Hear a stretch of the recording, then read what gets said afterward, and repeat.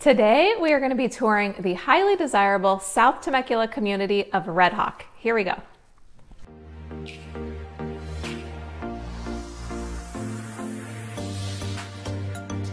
Hi, I'm Jessica Genung with Active Realty. My husband Chris and I are realtors here in the Temecula Valley. Thanks so much for checking out our channel where we post a new video every week telling you everything you need to know about living here. So let's get to it. Redhawk is one of the most popular tract communities in Temecula.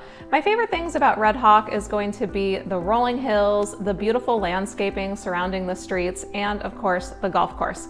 There are quite a few view lots as well, and the schools are very highly rated. Redhawk has a very established feel to it with lots of tall tree-lined streets and mature landscaping that you just cannot find in the newer areas. We have actually been putting off doing a video on Redhawk because it's very overwhelming to provide details on this community. The area is quite large and there are many sub-communities within Redhawk that are very different from one another. The vast majority are single homes built starting around the early 1990s and ranging to more recently around a few years ago. Basically 2.5 decades of build out. There are around 3,000 homes in total. So today is going to be a fairly broad overview so you can get a general sense. We are going to talk about what is typical in the overall community, although there are some exceptions here and there, some of which we're going to touch on. Let's take a look at the map. It's located in this great South Temecula location, and this circular area is Redhawk, and it extends west of Redhawk Parkway down here and here until you get to Wolf Creek right here. Wolf Creek is a very flat neighborhood, but driving up to Redhawk, it has noticeably different topography with beautiful rolling hills.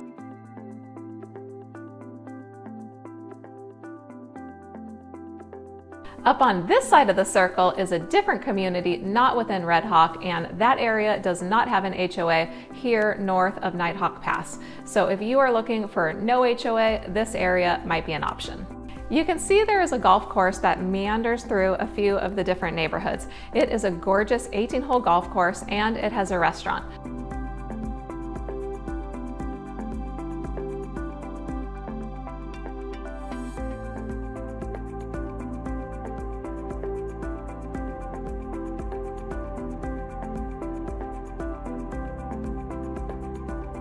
Redhawk is very convenient to Temecula Parkway, right here where you can find many necessities such as grocery stores, Home Depot, lots of restaurants.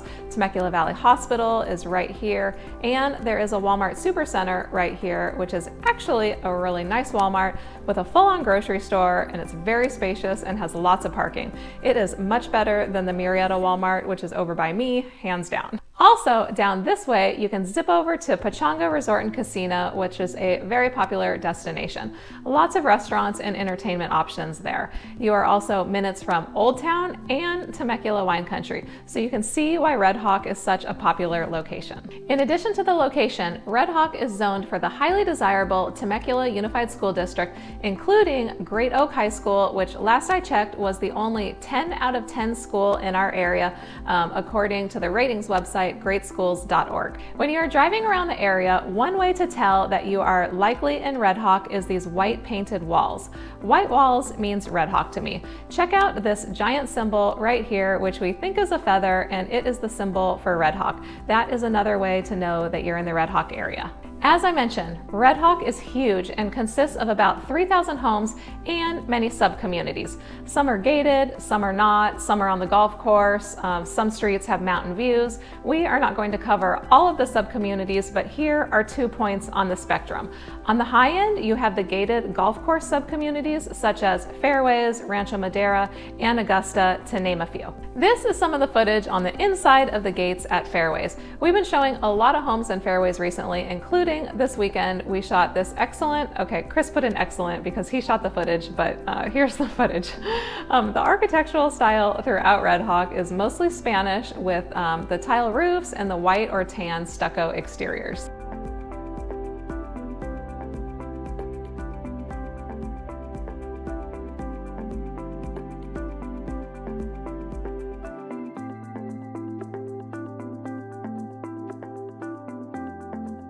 Next, we're going to be talking about the HOA fees. But real quick, if you are finding this information helpful, we would love it if you would smash that like button and consider subscribing to our channel. Also, we have a free relocation guide that we have made for you that contains lots of helpful information about moving to the area. There is going to be a link down below in the description, and it is available for immediate download. The typical HOA fee in Redhawk is $35 a month for the Master Association, and this does not include any major amenities such as a community pool or a clubhouse. There are many homes within Redhawk that have their own private pools. The $35 fee does include the community landscaping and the management. There are many public parks available to the residents throughout the community, and there is also a rather large dog park. If you are in one of the gated communities, such as Fairways that we saw earlier, that will add about another $100 a month for the sub-association fee. The gated sub-communities are not guard gated. They are accessed by remotes or the keypads at the gates. Because there are quite a few exceptions to the rule in Redhawk with so many varying sub-communities, it is very important that you work with a local, knowledgeable, and experienced agent to help you navigate the differences in a community such as Redhawk. I'll give you one such brief example of one of these exceptions. The majority of homes in Redhawk are not gated, and they only pay the $35 HOA, and they do not have a community pool. But this small subsection around the Via Cordoba area, such as this one here that my client bought a few months ago, does have a community pool, yet their HOA fee is still only the $35. Let's talk about pricing and timing briefly. This client that bought that home in the Via Cordoba area had seen this home online while he was living in Germany, but he wasn't ready to buy at that exact moment, and he knew that it would not be available by the time he was ready. It was a great home with a large backyard that had plenty of room for a pool. It had no rear neighbors, it had an amazing view, and it had been very nicely remodeled. It was listed at $510,000, and again, this was right before the COVID lockdowns in mid-March. The market was particularly hot, multiple offers on anything decent, and sure enough, it did go pending right away. Then COVID hit, everyone freaked out, the stores were cleared out, you couldn't find any toilet paper, and we went on lockdown.